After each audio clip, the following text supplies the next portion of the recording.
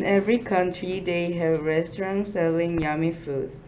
In Korea, there is many famous restaurants. I will introduce restaurant in my neighborhood, Anyang. First, Hwangbihong Maratang. Maratang is very famous food between young Koreans.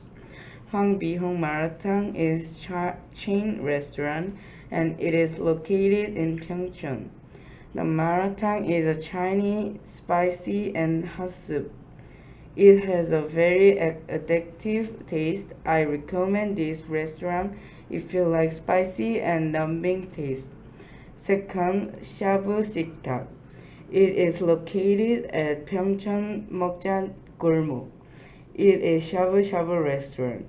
The foods are very yummy. Also, the interior is very nice, so you can take a picture for Instagram. There are many side dishes, so you can enjoy shabu shabu's real taste. These are my favorite and famous restaurants in Anyang. Thank you for listening.